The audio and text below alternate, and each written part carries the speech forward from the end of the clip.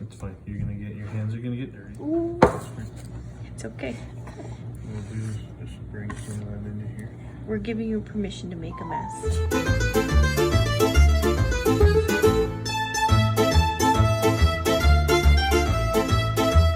Let the dough rest for 30 minutes in the fridge. Time to roll it out.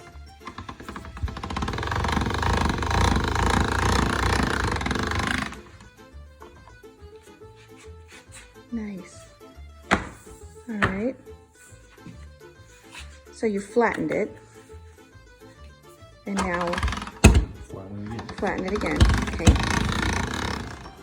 So now you're cutting the noodles? Yep. Okay. Cool. Excellent. Take the noodle. Yeah. There you go. So then these can be boiled right away, directly. Or you can let them dry Yeah. after 24 hours in a dry, dark place. They'll be crunchy and dried, and you can keep them in a pantry. Excellent.